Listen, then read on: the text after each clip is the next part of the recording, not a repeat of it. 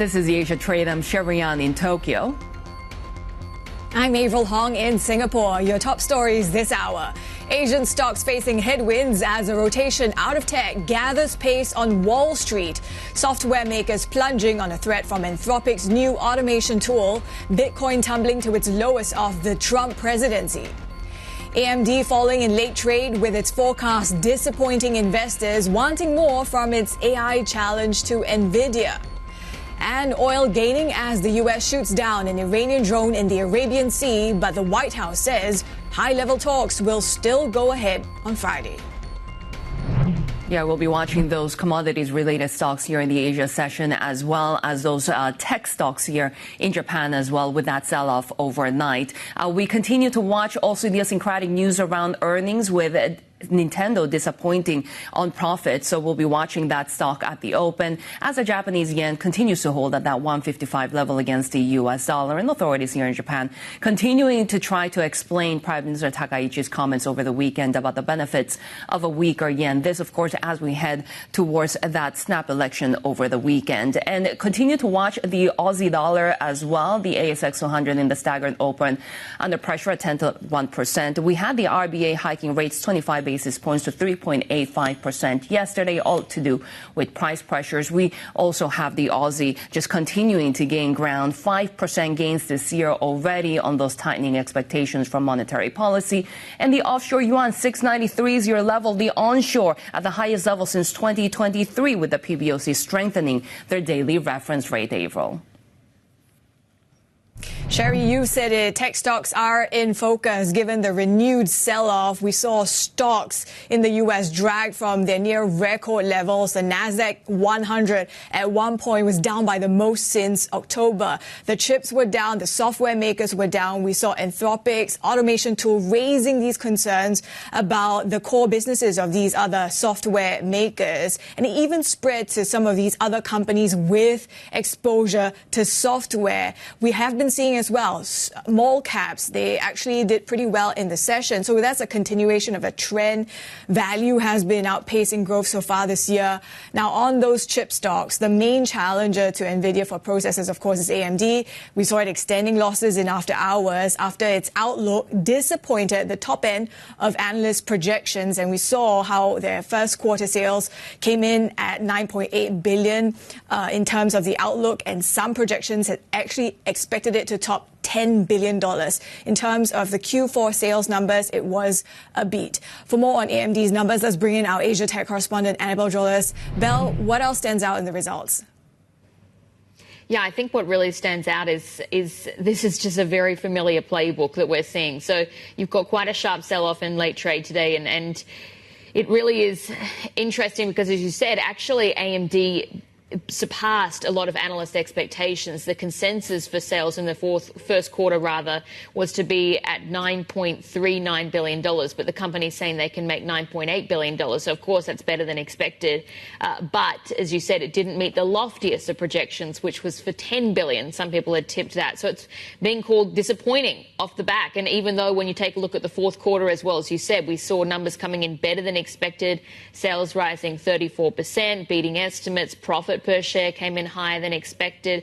Both the AI data center business and the PC business, again, performed better than forecast. But the concern is that the company just isn't making enough inroads when it comes to AI, as some investors want to see. So Lisa Su has spoken about this new powerful AI chip that's going to be coming in the second half of the year. She's touted deals with the likes of OpenAI, Oracle, but I guess the sense of some investors is that we just don't have enough clarity on exactly how much revenue that those are going to be bringing in. One brighter spot to mention, though, and worthwhile as well, is that AMD did say that it restarted sales of older technology to China in the latest period. So we are starting to see revenue coming in from that. We will see more revenue from that, even though, of course, not as much as you get from the more advanced technology. And we've also had really a broad sell-off in tech names, right? Especially focused around software stocks. It's interesting because just about a year or two ago, there was a lot of talk here in Asia that we were going to go from hardware stocks to software stocks. And all of a sudden, there's this huge fear around this sector. Yeah, exactly. I think maybe some people might have got caught out on that one. But yeah, the concern here is that software stocks, to your point, have been an investor favorite for so long. They've been sort of consistent revenue drivers, consistent dividend players as well, or payers rather as well. But what happens when AI comes into the mix? And Anthropic has a tool that's particularly performing well with enterprise clients, and they launched this new one called Claude Cowork last month that was launched as a research preview, but now it's being positioned as an agentic AI assistant. And overnight, they added some extra capabilities of that particularly are relevant to or needed or used in the legal space. And so you're seeing some of those legal software stocks, for instance, Wolters Kluwer, that's the one in pink at the bottom, but lots of those have been declining over quite a significant period now, because this chart goes back to the beginning of last year, and it does relate back to that AI story, because Claude Cowork has been built essentially using a lot of or mostly AI tools.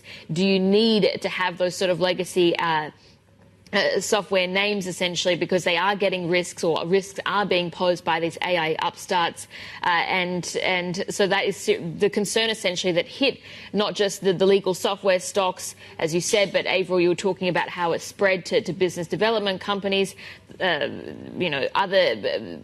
tech names as well. Very much broad-based selling in the session as well. Annabelle Drulers, our Asia tech correspondent there, as we will continue to discuss what was happening in the markets, because that really big gyration, the rotation in the U.S. driving those tech shares lower. And as we just saw, really software names getting hit the hardest. Now, on the other hand, small caps actually rose. But then we had also oil coming into focus, tensions simmering between the U.S. and Iran. Let's actually talk about all of this and cross over to New York, and our Bloomberg MLive strategist, Brendan Fagan, is there. And Brendan, when it comes to the tech sector, of course, there's a lot of fears around disruption, but also, just as we saw last week with major tech names, anybody who disappoints on the payoff on all of these investments will get punished really hard. Absolutely, and you're seeing it with AMD today with their miss on CapEx in the fourth quarter. The big thing here is that we're seeing a trade play out that's been playing out for a few months, which is the small caps over tech. And that's a bit of a problem when you have 9 names making up roughly 40% of the market. When those 9 names are kind of trading sideways for a bit, whether it's a multi-week, multi-month sideways range, it poses a real challenge for a market trying to break through 7,000 in a concrete fashion and make progress towards 7,100. So that's what we're running into here, is just that there isn't the breadth and the power from these small cap and these value names to carry us higher, given the market cap concentration. What are the implications for Asia markets then? Well, you're likely to see some follow-through. That's usually the tell. The positive thing to look at here is that even though equities were down on the day and at its lowest point, it looked pretty bleak. Over the last couple of days, breadth has been pretty positive. So you're looking at an equal weight S&P doing pretty well, holding in well, and also being able to claw back gains. So you look at that being the late tape here in New York, hopefully saying that that can carry over into the Asia session. Things aren't as bad as it really seems. We do have a lot of commodities-related names across Asia as well. We're seeing a little bit more calm in the gold and silver markets, but still volatility pretty high. What are analysts telling us about whether this is just a price correction, or are we going to see more fundamental losses down the line? Well, I think the important thing to see here is that we still have to shake out following Friday's historic move in silver. It seems like the speculative excess has come out of the market. Now we just need volatility to come down. Normally, going into an event like that, spot up and vol up in any market never really ends well, and we've seen that in metals. We've seen some systematic buying here at the 50-day in gold and silver, so we saw a bounce in New York session. But still, there could be some weak hands that have to be shaken out. It seems ETFs were hit pretty hard, retail was hit pretty hard, so things need to stabilize. But overall, the backdrop remains pretty constructive for metals and commodities from a demand story. Brendan, what do you make of the reversal of the gains earlier in the week in the dollar? Well, I think the big driver here for the dollar, and it goes back to last week's announcement, is Kevin Warsh. Nobody really knows what to make of the nominee to replace Jerome Powell. We're going to need to hear him speak, whether that comes sooner rather than later with the DOJ investigation into Powell and the Fed. There seems to be a pretty wide chasm of people's views on Warsh, whether it's the hawk that he was 15 to 20 years ago or some of his more balanced takes on rate cuts and easier policy But we really don't know what we're getting with Kevin Warsh yet. We have an idea, but the dollar seems to be lacking direction without a clear signal of what to expect beyond May. Yeah, especially after we heard all of these policymakers, including Secretary Bessent, about what they want to see with the U.S. dollar and President Trump as well. On the other side of that trade, we'll be watching the Japanese yen. Commentary coming from policymakers here that perhaps a weak yen is okay. We had seen potential coordination between the U.S. and Japan. How closely are global investors watching what's happening in Japan, given that we're headed towards a general election this weekend? And the fact that JGBs, of course, have been the center of focus, given that meltdown that we saw just a couple of weeks ago. Well, I think very closely. I think the important thing to note here is that Bessent, the head of the Treasury, is a macro guy, and he's made it no secret that he is basically a hawk on Asian FX. They're on record saying that Asia is broadly undervalued in their view. So you sort of have a ceiling on how far Asian currencies can run against the U.S. dollar in terms of weakness. So that has strong reverberations around the area and the region. Whether you see potential intervention, speculation about rate checks, but you know Bessent is watching the markets closely, and that can feed through across the FX channel, but also just the carry trade more broadly, and that can ripple across assets. Brendan, good to chat. Thanks for the analysis. Bloomberg M Life strategist Brendan Fagan for us. Let's take a look at shares in Australia as well. We are seeing the materials, the miners, energy-related stocks, those are on the move. We are seeing that risk premium sort of revive because of these tensions resurfacing between the U.S. and Iran. First to do with the U.S. shooting down an Iranian drone over the Arabian Sea. We're hearing from Trump also talking about how these talks between the U.S. and Iran, they are still set to take place later in the week. And then you heard from the likes of OPEC Plus, or from one of the Russian ministers, deputy prime ministers, I should say, in relation to OPEC Plus, seeing some demand pick up in the next couple of months, gradually, all that considered. We are seeing also that playing out in energy-related shares in Australia, taking a look at some of the precious metals, as we see that dip buying emerge following the rout earlier in the week. These are the names that are in the green down under. Shery? Yeah, and still ahead, plenty on the Asia trade. Natixis shares their outlook on emerging markets. Deutsche Bank joins us to talk investment strategy and why they see AI as a boom instead of a bubble. Plus, commodities in focus with CBA as dip buyers jump back into silver and gold. More ahead. This is Bloomberg.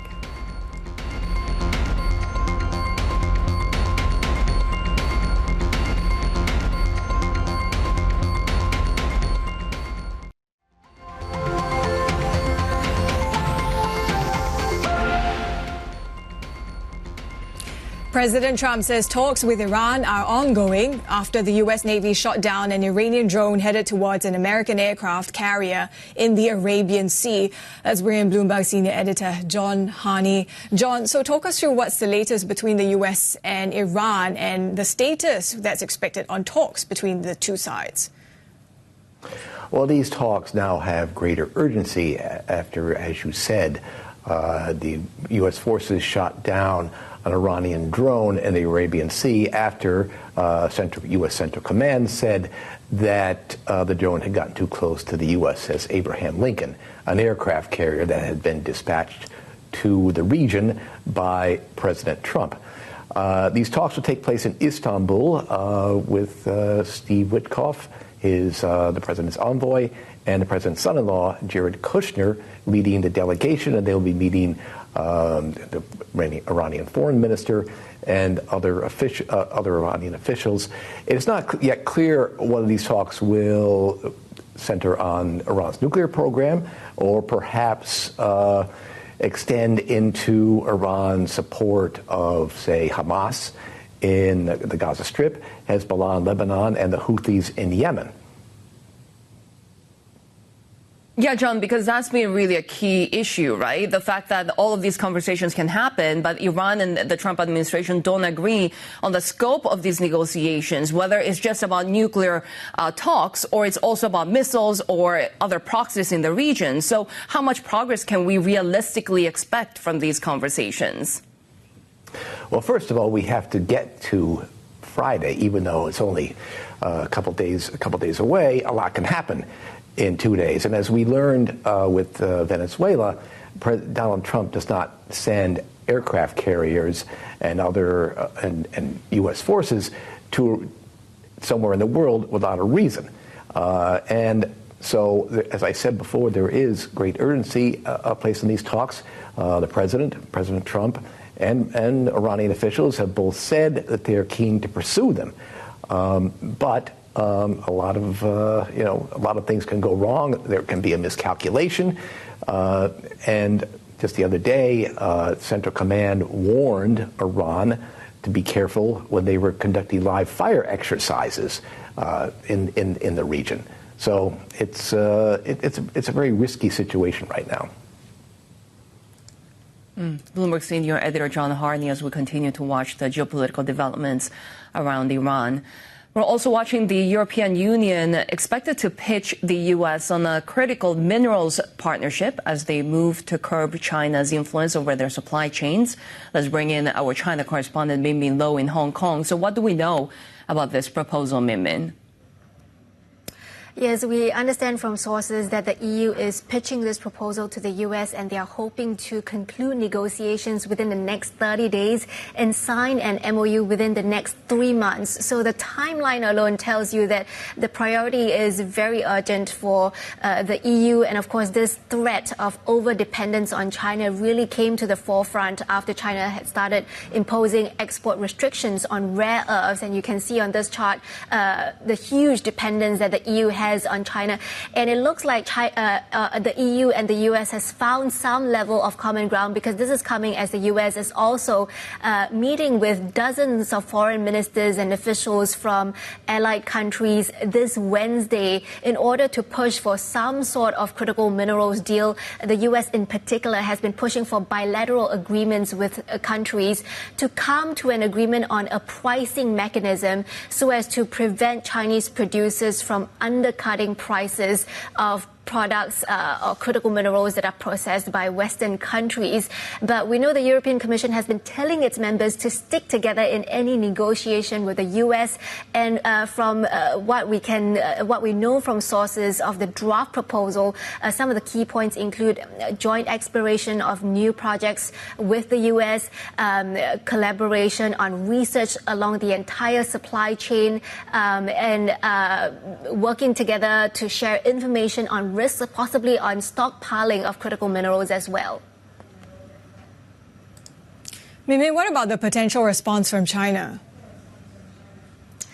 Well, we have to see whether the Chinese Foreign Ministry responds to this afternoon at the regular press conference. But certainly China will take note of this, and I expect they would continue to try to cement their dominance in the global supply chain. But whether or not China will retaliate, probably not likely at this point, because no concrete action has been taken against China yet. And as I said, it's very preliminary stages of discussion, potentially an MOU being signed several months down the road. So something that we will continue to monitor, but of course it will continue to escalate that tension and competition between China and the West. Mimin, thank you. Bloomberg China correspondent Mimin Lo. We have more ahead on the Asia trade. This is Bloomberg.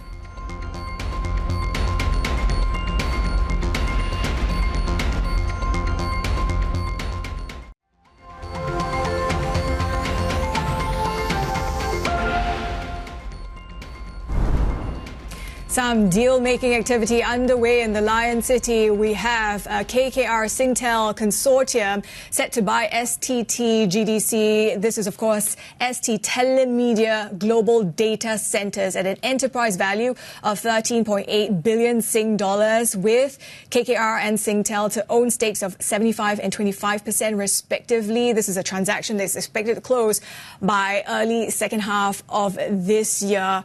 And we are seeing this stock, of course, among Singapore's fairly outperforming names on the stock index. It has been doing fairly well. Shery?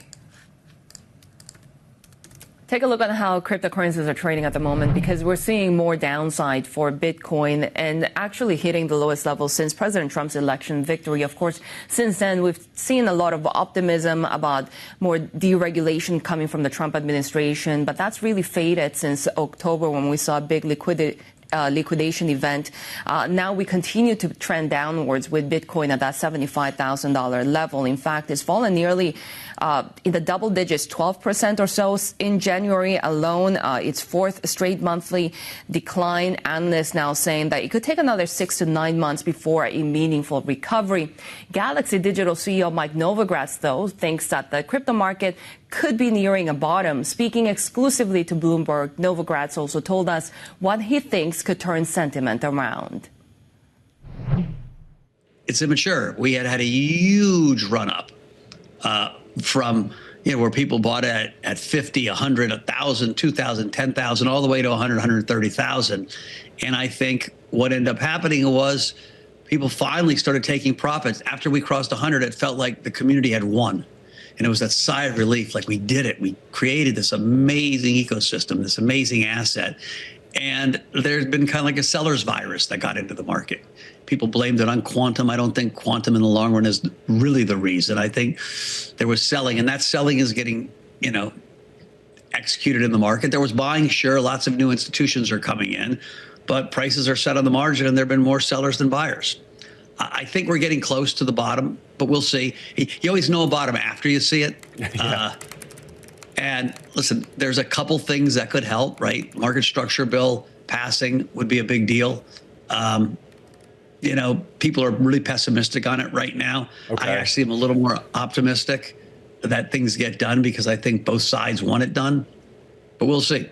So what is the catalyst that turns the tide right now? You mentioned a market structure bill. Maybe that will bring some optimism, but I don't know. Is there anything else that could turn around this trade? Yeah, listen, part of this acceleration recently downwards is the thought that Kevin Warsh is going to be very hawkish. Listen, what I think Kevin did is he took out the tail risks for inflation, right? He's a man of integrity. He has worked alongside Stan Druckenmiller for a long time, literally since he left the Fed. And so you don't think he's going to do whatever Trump wants him to do. That said, he's pretty dovish right now. And I think once he gets in and starts talking, looking at the environment that we see today, he wants rates lower. And I think once that market kind of rewrites him as a dove, at least a dove, given the current environment, that also could help. Galaxy Digital CEO Mike Novogratz speaking exclusively with Bloomberg's Tim Stenovich. Let's take a look at some of the tech stocks in the after hours. Supermicro, following on from its strong outlook, which signals this renewed AI demand, particularly for its servers. It's climbing in the after hours. You're seeing that surge there, but going the other direction. Certainly, that is AMD, that drag and extension of losses in the after hours, following on from already what was a negative close on Wall Street. And this was against the backdrop of this outlook that it gave, its guidance for the quarter, which undershot even the top end of projections for what that was going to look like for the quarter. We have more ahead on the Asia trade. This is Bloomberg.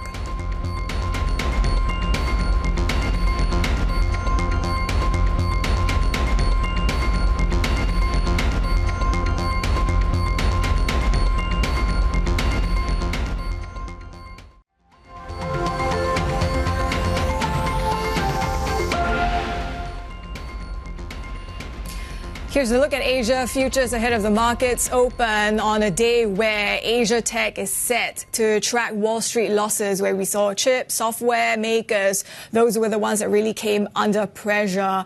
And we are also keeping tabs on some of the developments in EM Asia, specifically the Indonesian market, after the finance minister said that he's not concerned for now about the possibility of an MSCI downgrade to frontier market status. Speaking to Bloomberg's Haslinda Amin at a business forum in Jakarta, Purbaya Yudi Sadewa also told us why he thinks the index provider's warning is actually a good thing. As I told you, the intransparency in the market was quite big. I've told myself to the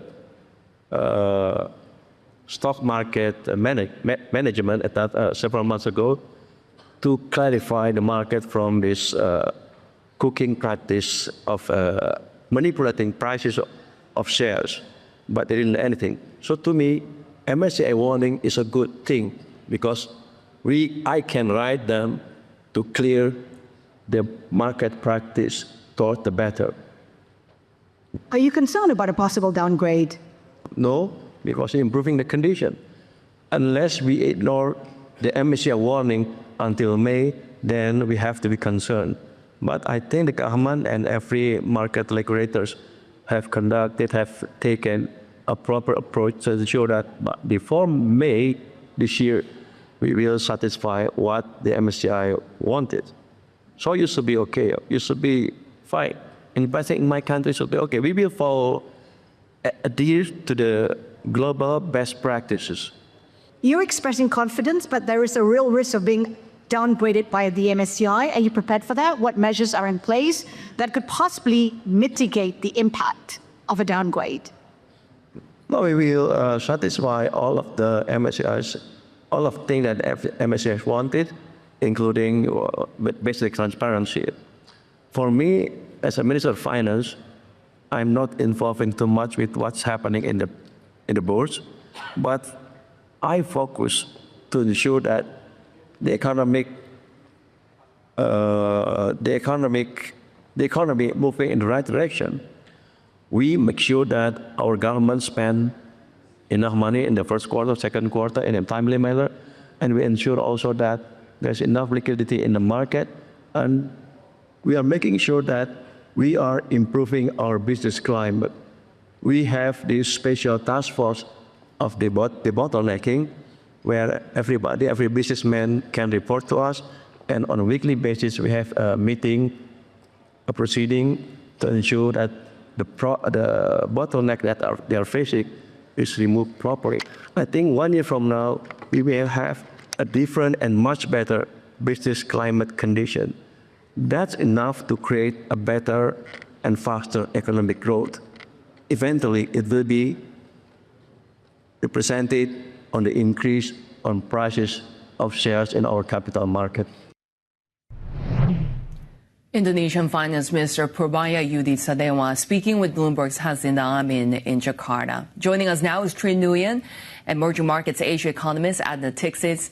Trinh, really good to have you with us. I mean, we have seen the market turmoil in Indonesia, but still, when it comes to the economy, growth seems to be accelerating. We're getting the fourth quarter GDP numbers later this week. What are you seeing in that economy?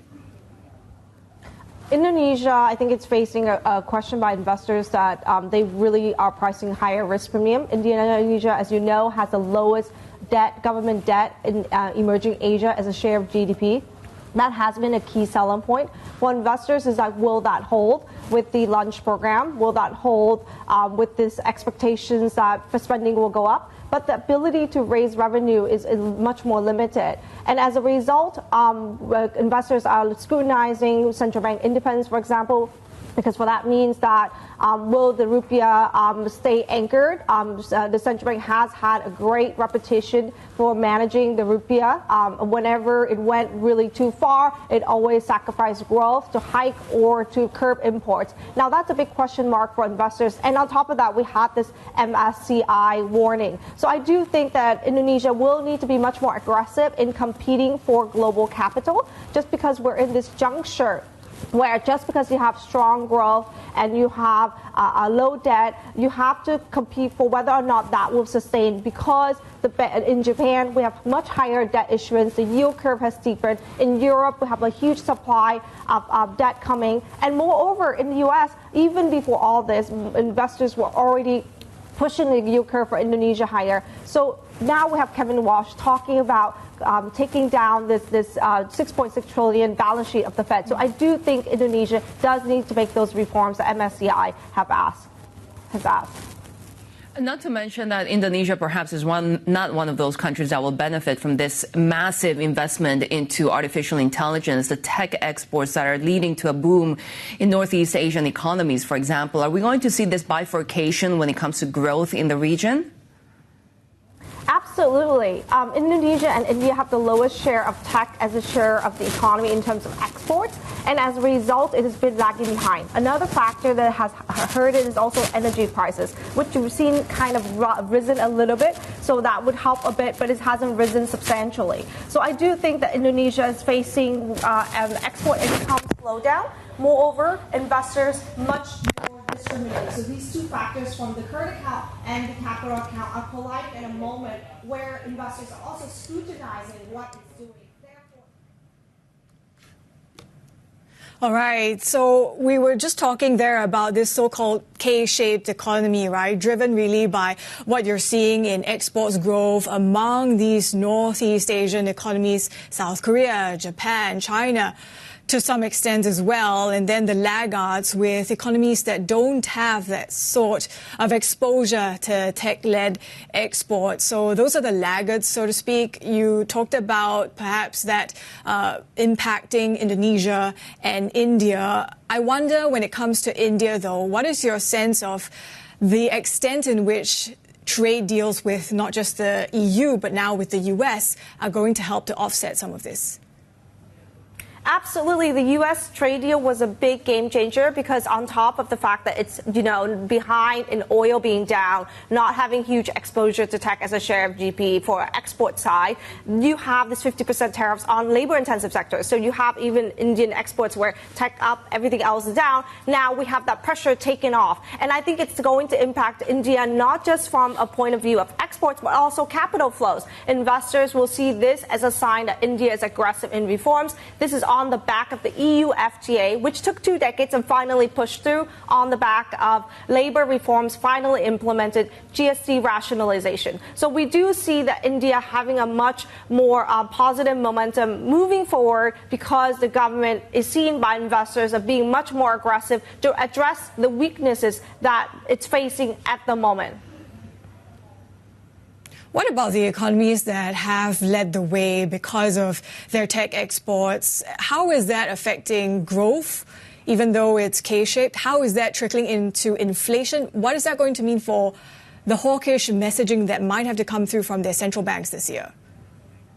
Korea is an example, right, where if you look at the Kospi, it's gangbuster, not just this year, but last year because of this rise in memory chip price, the demand for tech, it's doing really well. However, if you look at the Korean economy, demand is very subdued. So we do have an extreme K-shape. Not only is the Korean economy impacted by the fact that demographic transition is getting much worse, but also it has higher competition from China. So it's eroding this industrial base other than chips and autos as well. The deal with the U.S. means that much more of it is going to be offshore to the U.S. So auto export, if you look even after the 15% reduction, I think the trend for it moving forward is less shipment to the U.S., which has an impact on jobs. So for the Bank of Korea, that's a very difficult read, right? We have on the one hand the stock market going off the chart. The companies are doing really well, but the companies don't represent Korea. They represent cyclical sectors. They represent bigger trends, AI trends. Now, what's representing Korea is at stake. Now, and at the same time, it also has to balance the sole property market that also, irrespective of what they have implemented in terms of curbs, continues to go up. So the BOK, I think, will hold. There's really no space, but it's not going to hike either. It's not going to follow the RBA, even if the stock market is heating up. And I think that's where central banks in Asia are headed. This K-shaped economy is very difficult for central bankers because they have to deal with divergence within their own economy. So even the winners are facing divergence within sectoral performance. Trinh, which is especially true within China, right? You are seeing the industrial sector and consumer-led sectors continue in a different path. And yet in your notes, it's interesting to me to see that you do see a contrarian view and like the luxury sector. Why is that?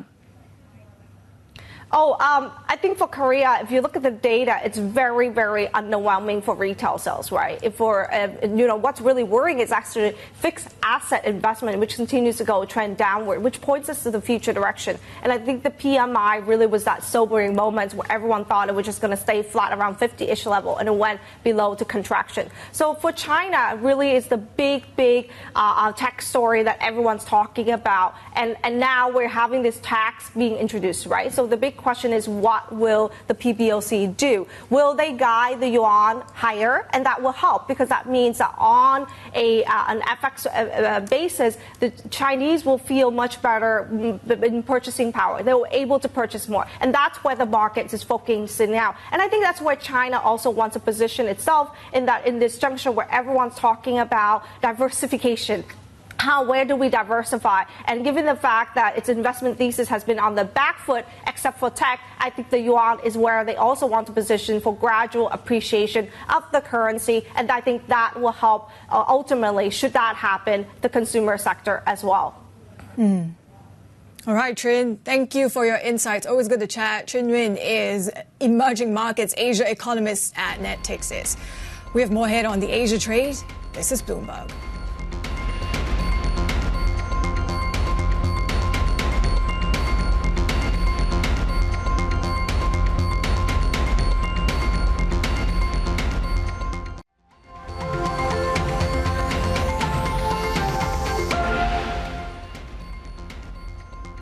Disney has picked Josh D'Amaro to succeed Bob Iger as CEO. D'Amaro currently heads Disney's theme parks, cruises, and consumer unit. He'll take over from March 18th, while Iger will stay on the board and as a senior advisor until he retires at the end of the year. Disney chairman James Gorman spoke with us about the transition period. Bob will be working with him through 2026, guiding and mentoring and helping further develop him. Obviously, he laid out a vision for the board in the various discussions we had, which we had numerous ones. We really got to know Josh and all the other top executives. For the details, let's bring in Chris Palmieri, who leads our media and entertainment coverage in LA. So, Chris, I heard that it was among more than 100 candidates this guy was shortlisted from. Talk to us about what we know about him and perhaps his leadership style. Yeah, that's the case, and I'm sure they did. But, we've actually here at Bloomberg and in the sort of entertainment media, have known quite a while that it was going to be D'Amaro. He's just a very well-liked guy within the company, ran what's the largest, most profitable part of the business these days, beloved not just by employees, but also by theme park guests. And, these are the folks paying a lot of money sometimes to attend the parks. So just a real strong record of profit growth and expansion, including in Asia, where they have a whole bunch of new attractions coming in Shanghai and Tokyo and Hong Kong. So this is a really strong leader who totally made sense.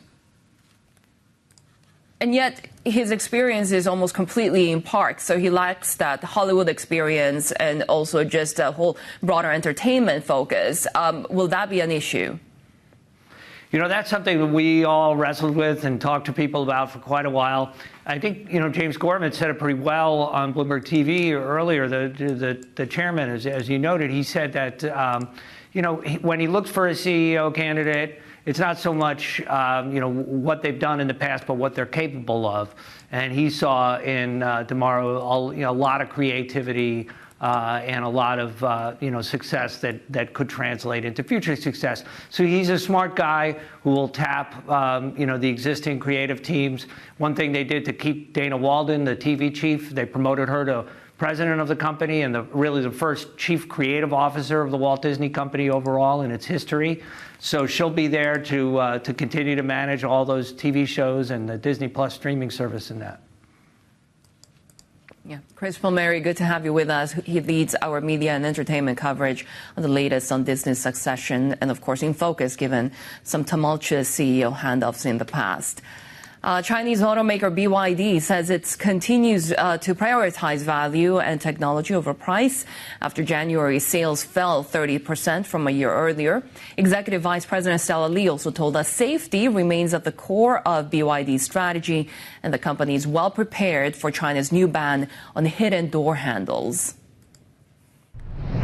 There's no impact. Actually, BYD is a global leader for technology.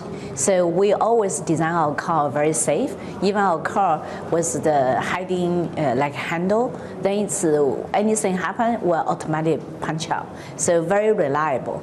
But now with new regulation, we're already ready to change any handle the government wish. So, but as a technology company, BYD is always put the customer safety is number one. So every single details design for every details in our car is really focused on customer safety and the performance. Yeah.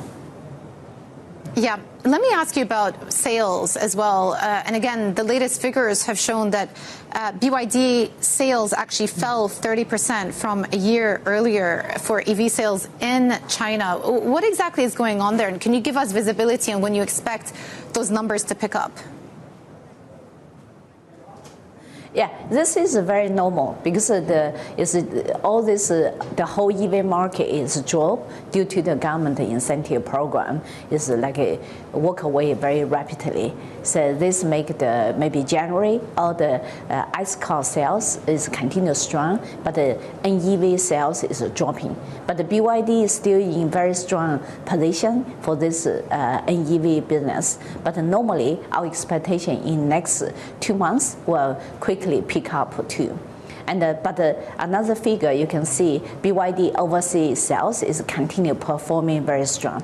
The EU has also issued guidelines on minimum pricing as a means of averting tariffs. Do you welcome that? I mean, what type of discussions have you been having with the European Union about minimum pricing? We don't have a clue what they're going to do because in the end it's a consumer market. It's a consumer choose what kind of car fit for them, and then I don't even know how they can structure the minimum price. But the BYD, we come to overseas, we go to every place. We are focused on deliver the value on the car, not to focus on the low price sales. We are focused on deliver the best technology, total solution to our customer, make consumers enjoy the technology, enjoy the performance, not to really position BYD to focus on price. So, but at the same time, BYD offer is a wide range of the car. So, for example, this year in UAE GCC region, we introduced light model, but by end of this year, we're going to introduce in BYD total 13 model. In the same thing happen in Europe, and then when you introduce a wide range model, you have the car to cover A, B sector on the SUV and also sedan, but you also have a car is premium luxury. So then the customer will choose the car based on their needs. BYD Executive Vice President Stella Li speaking with Bloomberg's Jumana Batechi in Dubai. We have more ahead on the Asia trade. This is Bloomberg.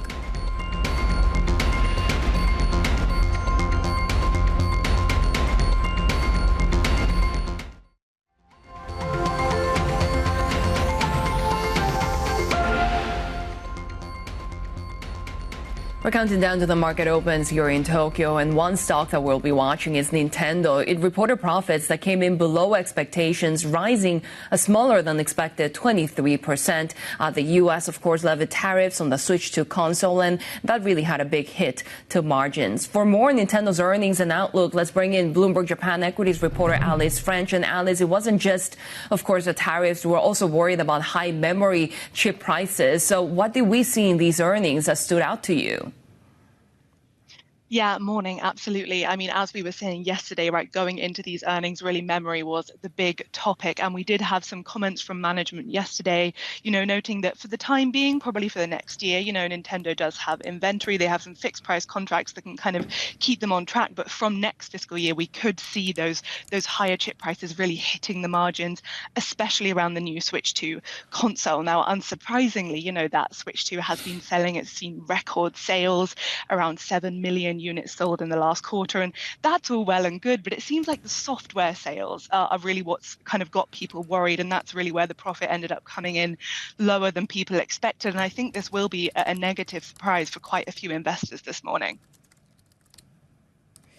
The Switch 2 still seems to be a bright spot of sorts, right? It's the fastest selling ever console for Nintendo. So all this taken into consideration, what's the upside for the stock? Yeah, absolutely. Look, the Switch 2 itself is very popular. It's still very difficult to sort of get your hands on one, and they are flying off the shelves. So, there's hope that once we have more kind of first-party games titles that are exclusively for the Switch 2, it's sort of like Nintendo needs some sort of a big flagship new Mario game or something that's going to kind of get people excited around the software. And I think, we do have some upcoming releases coming later this year that people are looking forward to. As well, Nintendo has been branching out in recent years away from that sort of game hardware and into other types of IP like movies. So we have another Mario movie that's also coming this year. I think some investors are hoping for some upside from that too. But at least in the immediate term, I think those sort of softer software sales and of course the memory issue, which is sort of the elephant in the room, is going to keep the stock price pressured and people's sort of caution high around Nintendo and game console makers, all over the market, I think. Alice, we'll watch how Nintendo fares at the open. Always good to get you to unpack these earnings for us. Thank you so much. Bloomberg Japan equities reporter Alice French. Now we're watching Nintendo shares, but also other tech stocks in the region following the rout in the U.S. We're going to keep tabs on those chip-related stocks. Kospi futures also pointing to those declines already. Software makers will also be in the spotlight, but perhaps also worth highlighting that the bounce that we saw just a day ago was the steepest since we saw last April. So we might see a bit of that reversal coming on the way down in the next hour. And of course, when it comes to some of the software related concerns out of the US, this was kind of sparked by Anthropic's automation tool and how this could affect some of the other software makers' core businesses. That's among what investors are digesting for the moment. We'll track the markets open in Seoul and Tokyo next. This is Bloomberg.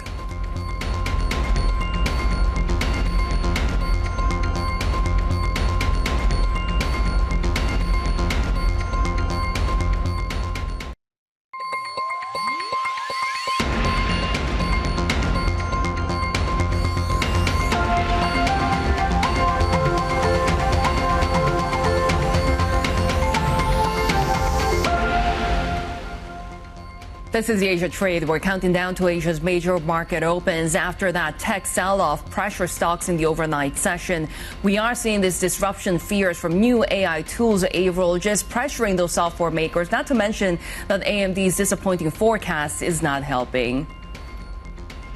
Absolutely. Those concerns for the core businesses of not just software makers, but also companies involved in private markets and the extent in which their exposure to these software makers going to be a bit of a liability. So lots to consider for the session today as well, Shery.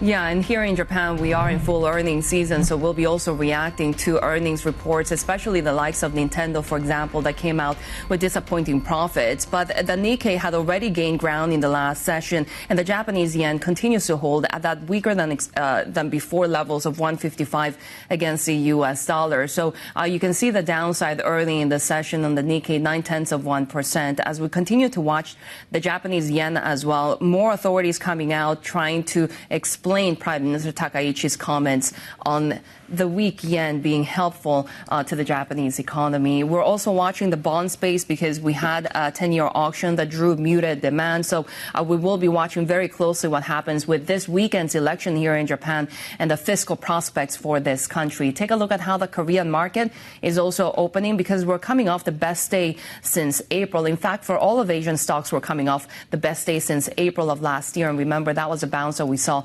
after the sweeping tariffs from President Trump. And you can see the Kospi and the tech-heavy Kosdaq also losing 0.7%. We're also continuing to hear from authorities in South Korea that they're monitoring the market, that the economy and financial market fundamentals remain solid. Still, weakness in the Korean won, as you can see there early in the session, Avril.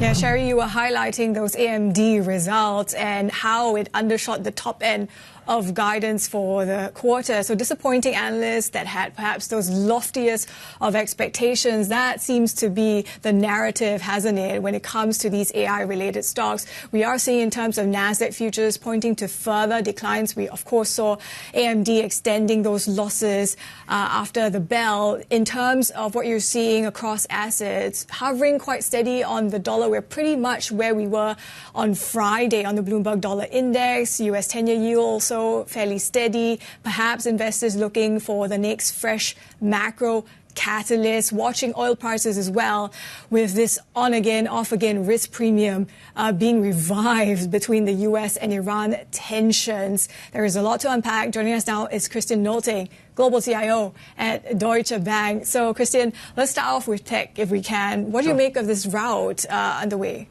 Yeah, I think, look, year to date is still okay, but I think we need to watch the earnings season very closely, where I think on average, of course, there's some disappointments, some upsides, companies do deliver results. But I think from my point of view, the difference is the upside surprise is a bit lower than in previous earnings season. So the market whisper was always a bit higher. And then even if companies come with their results as expected, then there's some downside because probably the market was expecting or hoping even for a bit more. And those companies who don't deliver then are, of course, much to the downside. That has been seen last time as well. But the difference, I think, is the upside surprise, which is a bit lower this time. Okay. You've also been sort of looking for other opportunities along the AI value chain. With that in mind, you look at utilities as well. Correct. What are you seeing in terms of the earnings performance and the trajectory there? So I think that's very positive so far, what we have been seeing. So it's not only, so first of all, we think the AI trade is not over. Yeah, we think it's a structural change which will continue.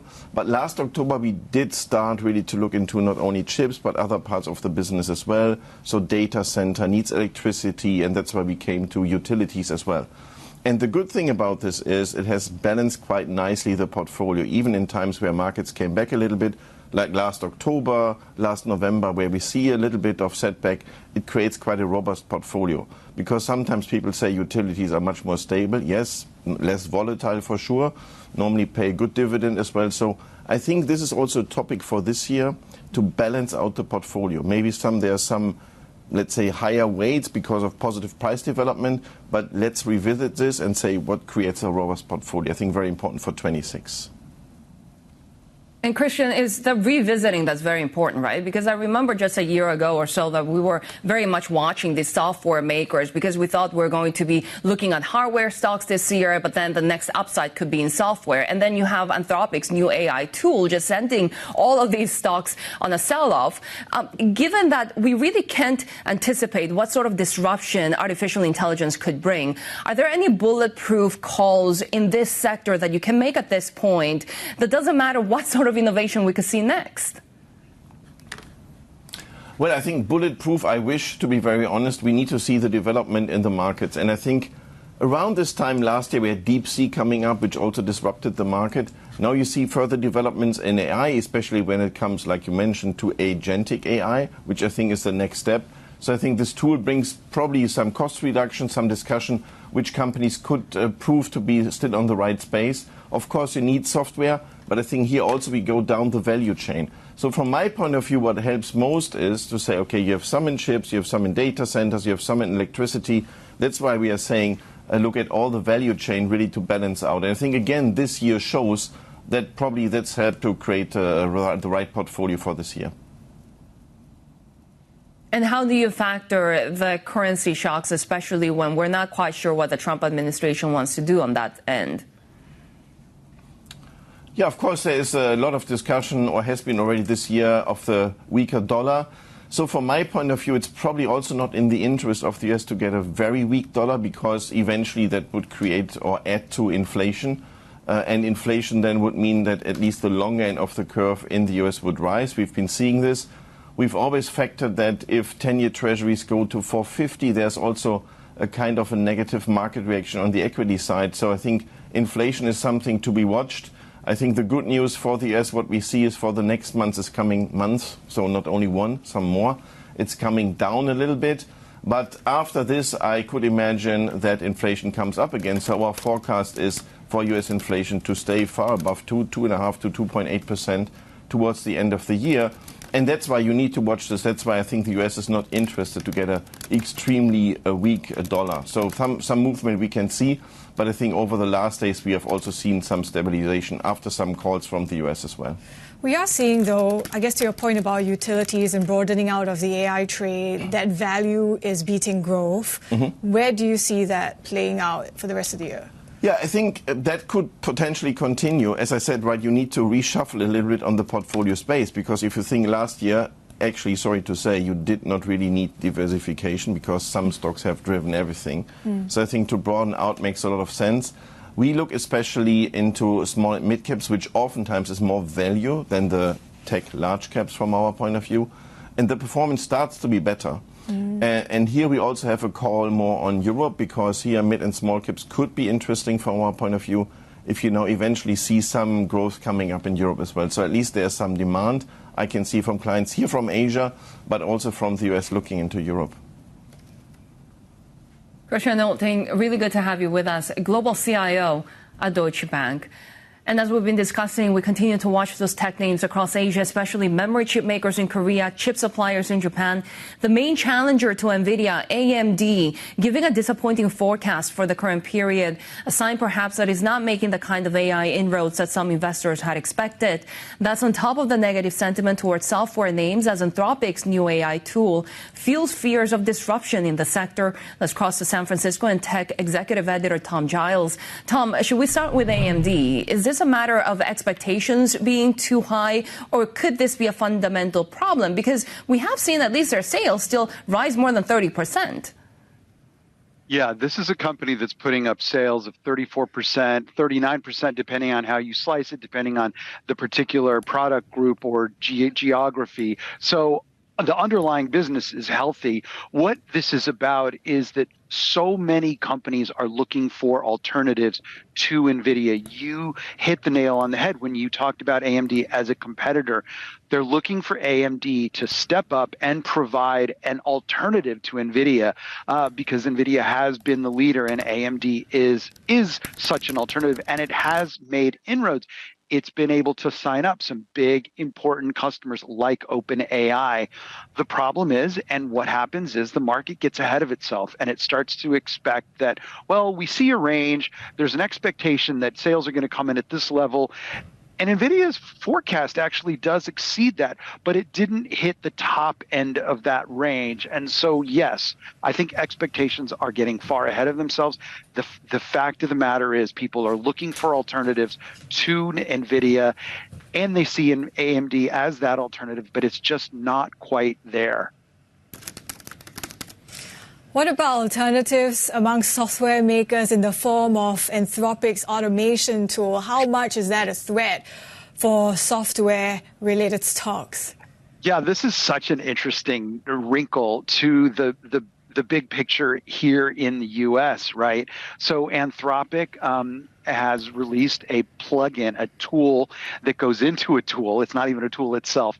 It's a plugin that is supposed to help automate tasks, particularly in the legal arena.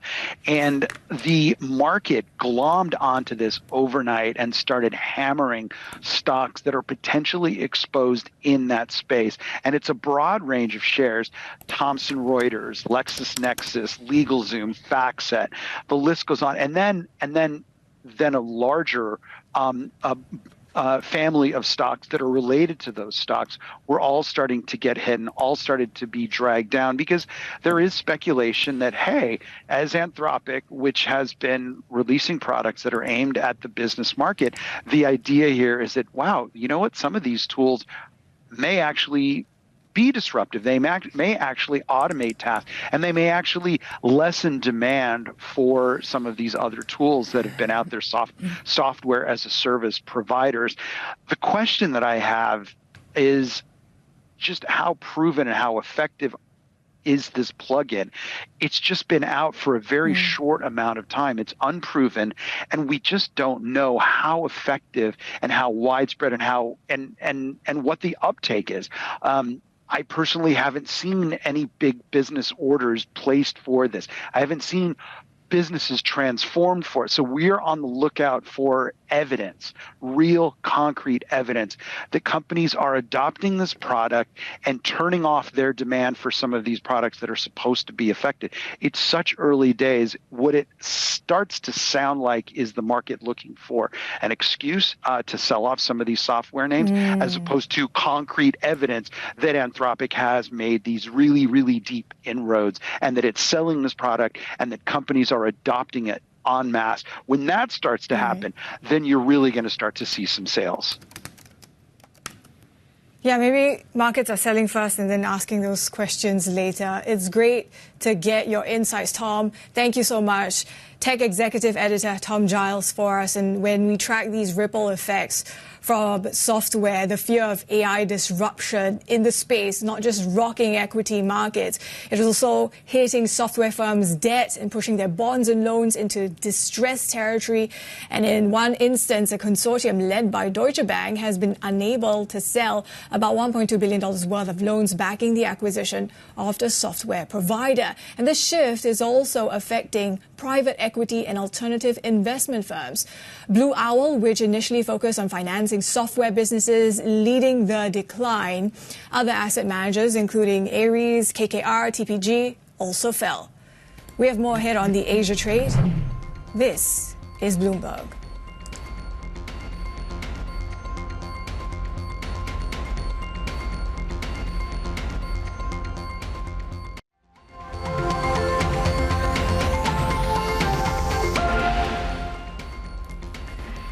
Oil continues to gain ground early in the Asia session with WTI above $63 a barrel. This as the crude prices jumped amid a flare-up in geopolitical tensions around Iran. The U.S. Navy shot down an Iranian drone headed toward a U.S. aircraft carrier in the Arabian Sea. For more on the tensions, let's bring in Nick Wadhams, who leads our national security coverage. Nick, so what exactly happened, and will this derail any future negotiations? You know, it's a great question. I think what we know so far is that this Iranian drone got a little too close to the U.S. aircraft carrier that President Donald Trump has sent to the region, and then it was subsequently shot down by a U.S. fighter jet there. So, I mean, clearly what you're seeing is the ratcheting up of tensions that's just in some ways an inevitable consequence of the U.S. sending military forces to the Arabian Sea and being so close to Iranian forces. And then also the fact that obviously President Trump has telegraphed that he may attack Iran if he doesn't get what he wants out of negotiations that are believed to be taking place this weekend. So for now, U.S. officials are saying that those talks continue to be on track, and this is not going to derail them. But another indication of just how delicate everything is in the Arabian Sea and what a hair trigger things are on right now. Even if we do see those talks, though, how aligned are the U.S. and Iran on what is going to be on the table during those negotiations? I mean, that's really the question we are all trying to answer. And at this point, you know, the answer is probably not very good because they are really not aligned at all. Iran has essentially said there are certain things that it's not going to negotiate, including the fate of its ballistic missile program. It believes it should, like any sovereign state, retain the right to develop ballistic missiles like the U.S. and many other countries have. But obviously, that's something that President Trump is insisting on. Also, Iran's funding for proxy groups, and then, limits around its nuclear program, which would seem to be in some ways actually the easiest part of these negotiations. So it's going to be that bigger question of Iran's role in the region that's really going to be the snag for these talks. We'll watch those developments this week. Nick, great to have you. Thank you, Nick Wadhams, who leads our national security coverage. On to some top global headlines we're following. The partial U.S. government shutdown has ended after President Trump signed a funding deal negotiated with Senate Democrats. The agreement extends Homeland Security funding through February 13th, while the rest of the government is funded through the fiscal year. Some conservatives backed the deal after pressure from Trump, while several Democrats opposed it over immigration concerns. NASA is delaying the launch of its Artemis II moon mission until at least March after a hydrogen leak was detected during a key fueling test. Engineers are reviewing data and planning another full rehearsal before liftoff. The 4-member Artemis crew will exit quarantine as teams work to ensure the rocket and spacecraft are ready for the historic lunar flyby. And Bloomberg has learned the European Union is proposing a critical minerals partnership with the US to curb China's influence over key supply chains. Sources say the plan calls for a strategic roadmap within 3 months to secure materials vital to clean energy and defense. EU officials say the goal is to develop joint projects and reduce reliance on Chinese-sourced minerals. Quick check on futures in Europe as well. We're not just watching those rare related names, but also the tech complex following the rout on Wall Street, with the Stocks 50 futures pointing to a little bit of downside. Shery? And big moves in Nintendo here in Japan. We're seeing the stock plunging after profit disappointed. It rose a smaller than expected 23%. Of course, we have to contend with U.S. tariffs on the Switch 2 console, which had a big hit to margins. But they're also facing surging memory prices. They kept their full-year guidance for revenue and the operating profit, and they did stick to their Switch 2 unit sales forecast of 19 million. You can see the stock losing more than 9%. We have more ahead on the Asia trade. This is Bloomberg.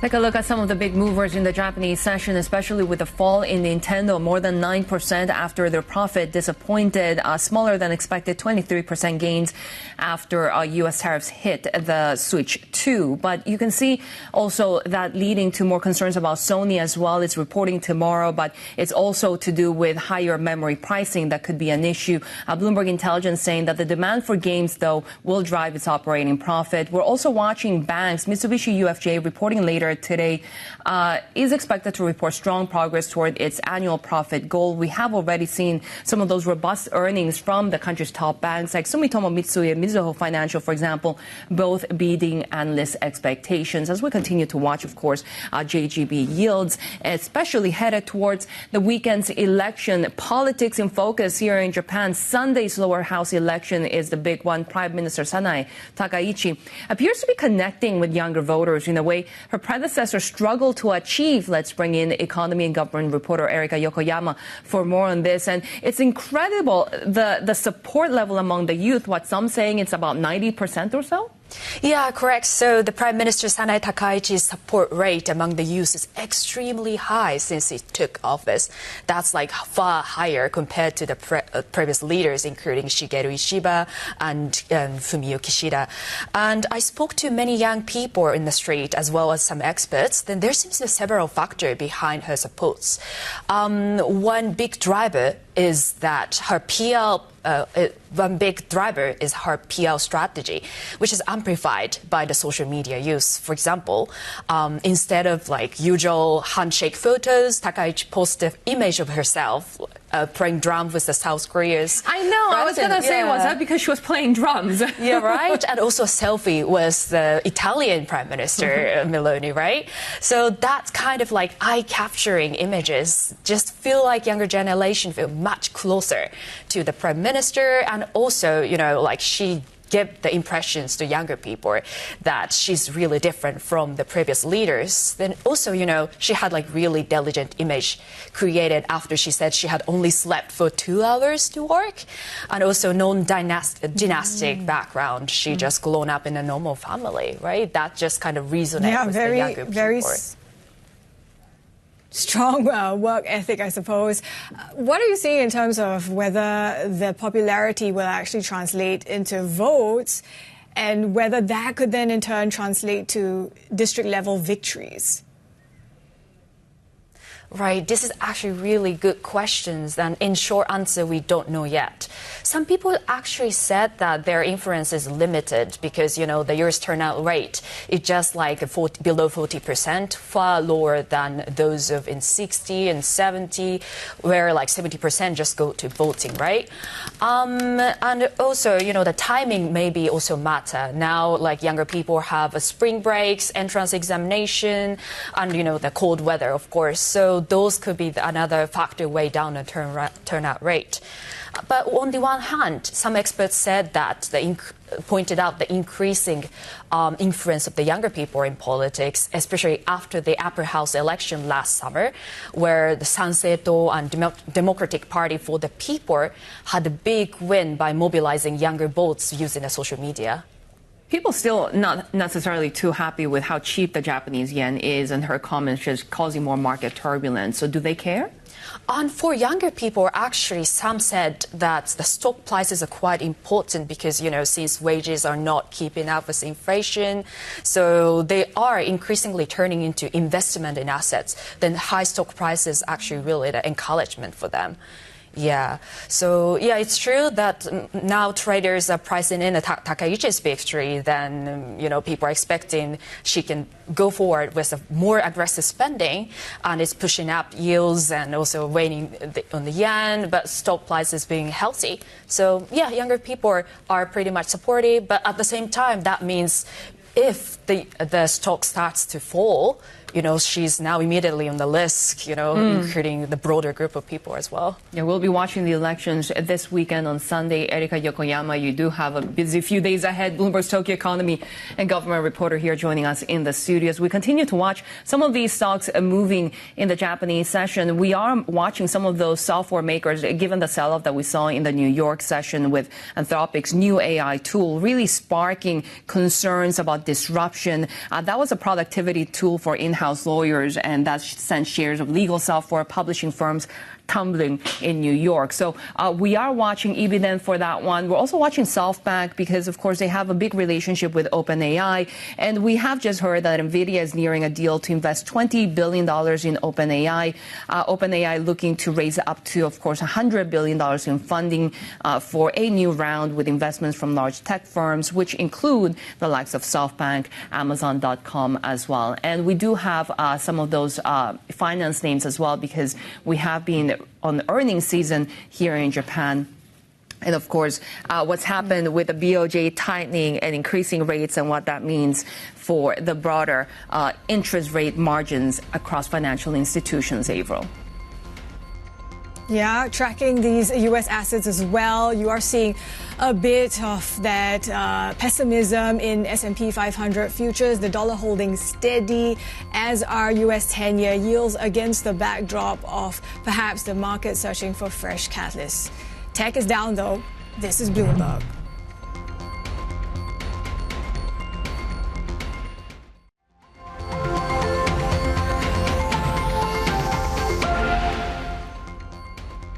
Take a look at the commodity space because oil continues to gain ground. We have seen it jump in the New York session amid a flare-up in geopolitical risk.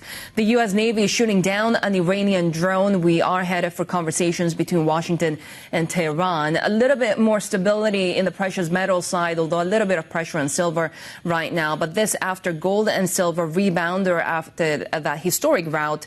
Bank of America saying that the volatility will persist. And we're talking about historic volatility here. Gold prices have not been this unstable since the 2008 financial crisis. Silver hasn't experienced this much turmoil since 1980. Let's bring in Vivek Dhar, Head of Commodity and Sustainability Research at Commonwealth Bank. Vivek, great to have you with us. Let me start with precious metals, because the key question right now seems to be whether this is just a temporary price correction, or are we going to see more fundamental changes in this market?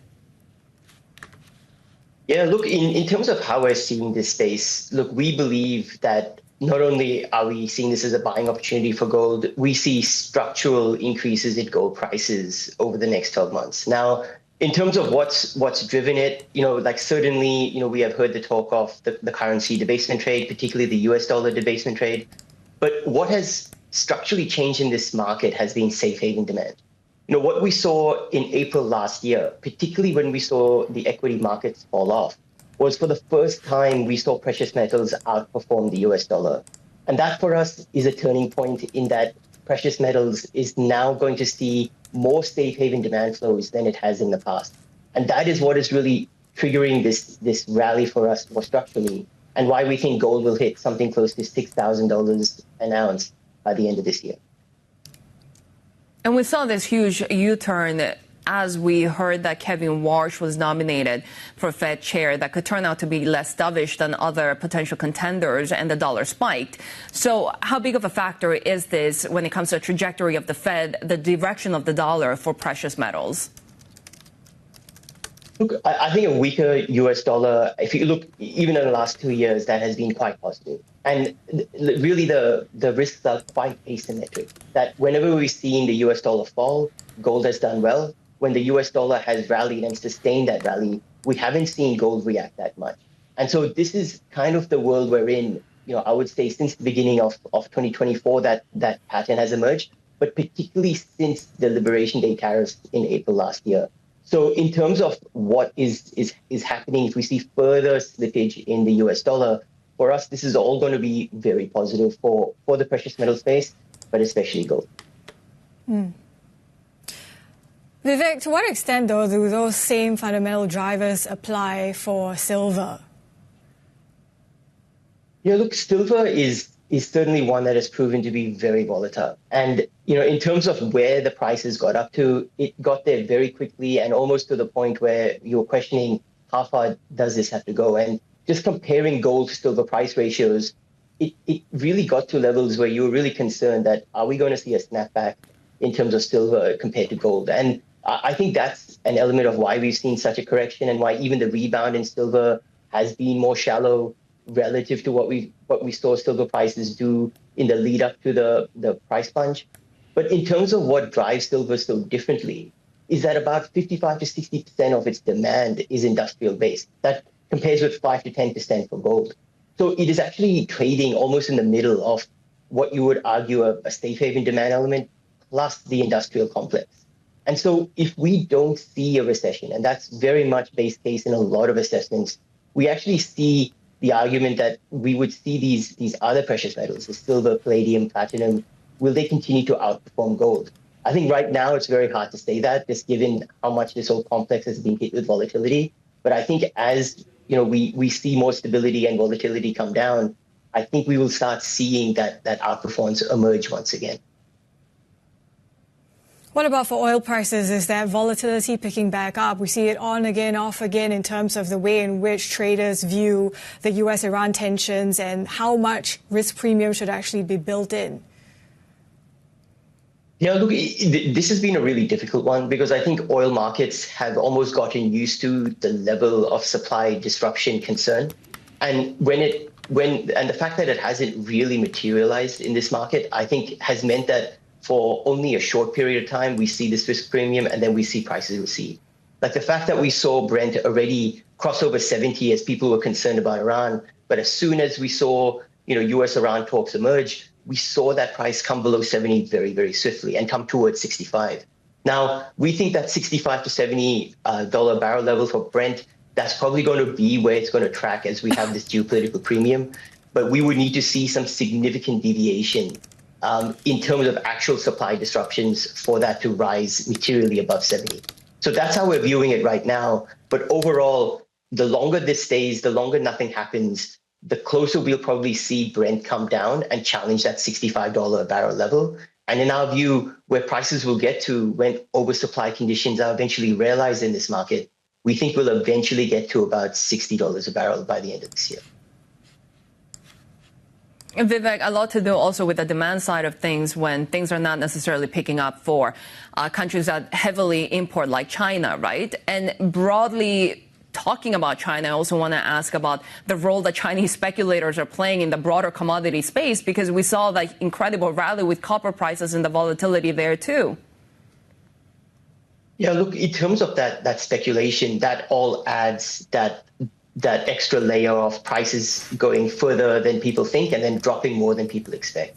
But I think that speculation and getting that under control, I think that will be almost where we see policymakers go, by making that speculation more expensive, by making margin calls happen more. And I think that will probably be how they control it. Now, this isn't the first time we've seen policymakers even look to crack down on commodity market speculation. So this has been something that has been happening for a while. I can recall back in 2021 in iron ore, similarly, we had issues in terms of just how much prices were surging and how much retail investors were punting on the commodity markets there. So yes, it's going to add to the volatility, but in terms of the overall picture, I think, supply demand fundamentals will come in. But certainly right now, I think everyone's watching to see just how much of that speculation can decrease in the short term. Vivek, great to hear from you. Thanks for your analysis. Vivek Dhar is head of commodity and sustainability research at CBA. Now, the easing volatility in precious metals is also helping the mood in emerging market stocks. We're tracking developments in two economies in particular, Thailand as it heads towards an election on Sunday, and the latest chapter in more than a decade of political instability. Indonesian assets also on watch as the rupiah and stocks reel from their MSCI warning about issues around market transparency. Now, Indonesia's finance minister says he's not concerned for now about the possibility of an MSCI downgrade to frontier market status. Speaking to Bloomberg's Haslinda Amin at a business forum in Jakarta, Purbaya Yudi Sadewa also told us why he thinks the index provider's warning is actually a good thing. As I told you, the intransparency in the market was quite big. I've told myself to the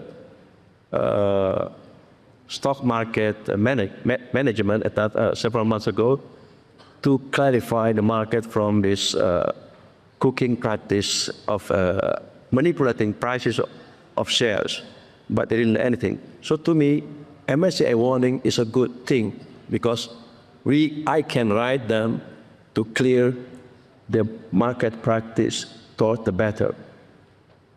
Are you concerned about a possible downgrade? No, because it's improving the condition. Unless we ignore the MSCI warning until May, then we have to be concerned. But I think the government and every market regulators have taken a proper approach to ensure that before May this year, we will satisfy what the MSCI wanted. So you should be okay. You should be fine. And I think in my country should be okay. We will follow, adhere to the global best practices. You're expressing confidence, but there is a real risk of being downgraded by the MSCI. Are you prepared for that? What measures are in place that could possibly mitigate the impact of a downgrade? No, we will satisfy all of the MSCI's, all of the things that MSCI wanted, including basic transparency. For me, as a Minister of Finance, I'm not involved in too much with what's happening in the boards, but I focus to ensure that the economy moving in the right direction. We make sure that our government spend enough money in the first quarter, second quarter in a timely manner, and we ensure also that there's enough liquidity in the market, and we are making sure that we are improving our business climate. We have this special task force of the bottlenecking, where every businessman can report to us, and on a weekly basis we have a meeting, a proceeding to ensure that the bottleneck that they are facing is removed properly. I think 1 year from now, we will have a different and much better business climate condition. That's enough to create a better and faster economic growth. Eventually, it will be represented on the increase on prices of shares in our capital market. We recently saw the seizure of the Matabe gold mine, and some say that perhaps a reflection of the lack of due process in Indonesia. Due process? Due process. Due process.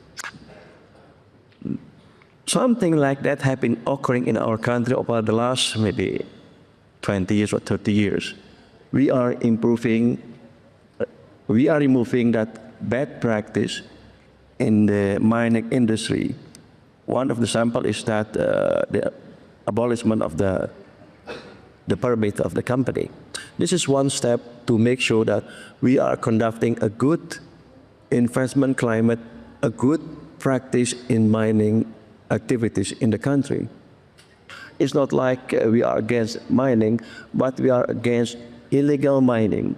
There's a lot of speculation, and there's even suggestion from the likes of Citi, saying Citibank. Economist from Citibank? Yes. He's not a real economist, he's only a master. You should ask a PhD to answer that question. Suggesting that perhaps you will move your cap beyond 3%. Is there a chance of that happening? I'm the minister, not him. I understand fiscal policy very, very, very well. I learned from the best from everybody in the world about fiscal policy. The reason why last year we pushed the deficit towards the boundary of 3%, because the economy has been slowing since the beginning of the year, maybe since 2024. Deliberately slowed down by our policymaker at that time, and the economy is moving downward. We have, if you learn the economy properly, in a downturn, the government should create a counter-cyclical policy to ensure that the downturn is not becoming a recession. We did that. We we expanded our fiscal. We give stimulus to the economy to make sure that the economy is returning like that, and it happened. In September, we managed to turn around the economic direction. September, October, November, until now. So we push the deficit towards the boundary, but at the same time, we managed to limit the deficit not surpass the 3% level. This is fun. We're successful in creating a turnaround, but at the same time, we managed the 3% level. That's a work of an expert. I don't want to, in the future, I don't want to surpass the 3% level, because people like you, media, will crucify me and tell everybody that I don't know my job. Indonesian Finance Minister Purbaya Yudi Sadewa speaking with Bloomberg's Haslinda Amin in Jakarta. More hit on the Asia trade. This is Bloomberg.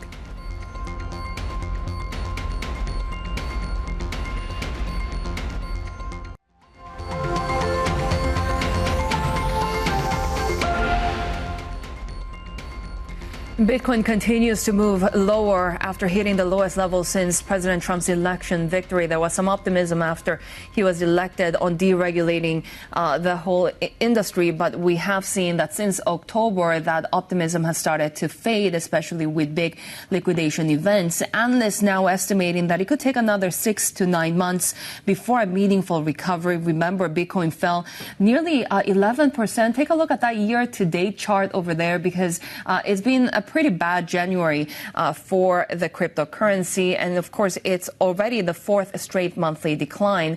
Still, Galaxy Digital CEO Mike Novogratz believing that the crypto market could be nearing a bottom. Speaking exclusively to Bloomberg, Novogratz also told us what he thinks it could turn sentiment around.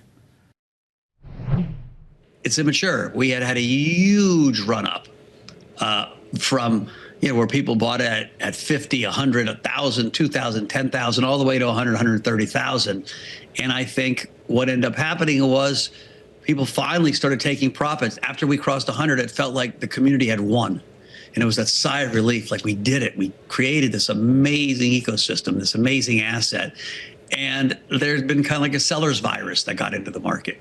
People blamed it on quantum. I don't think quantum in the long run is really the reason. I think there was selling, and that selling is getting, executed in the market. There was buying, sure, lots of new institutions are coming in, but prices are set on the margin, and there have been more sellers than buyers.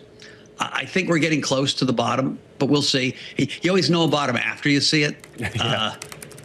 And listen, there's a couple things that could help, right? Market structure bill passing would be a big deal. People are really pessimistic on it right now. Okay. I actually am a little more optimistic that things get done because I think both sides want it done, but we'll see.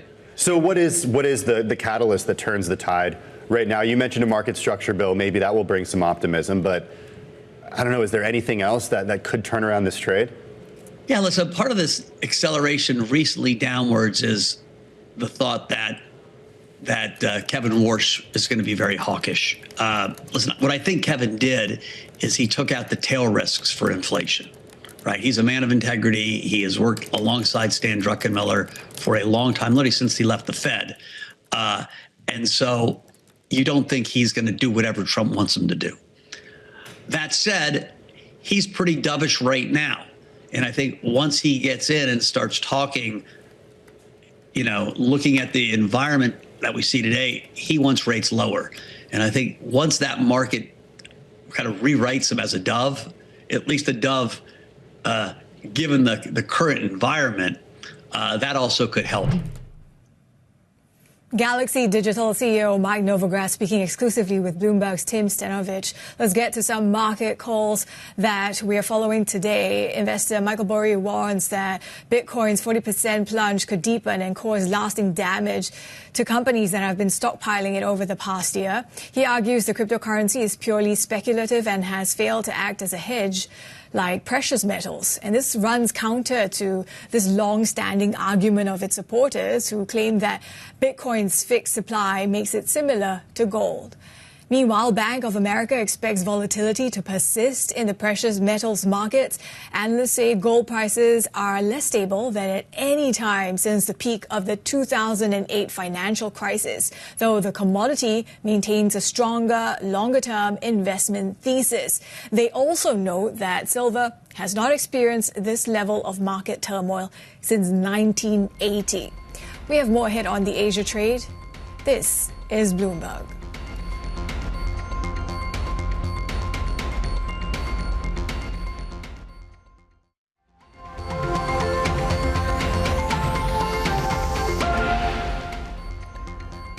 Here are some of the stocks that we'll be watching when markets open in Hong Kong and mainland China. Keep an eye on software shares. The ramp up in AI is adding to concerns about demand for the sector's products, especially after Anthropic's new AI productivity tool and what that means for the software sector. So that's already weighed on tech shares in Japan and South Korea. Also, we're seeing worries over the valuations of Chinese tech stocks, driving more investors to rotate into sectors including finance and property. To tell us more, Asia equities reporter Winnie Su is here with us. And Winnie, this is interesting because we had seen how compared to the valuations of U.S. tech giants, Chinese names seemed still attractive. So what's driving the rotation now?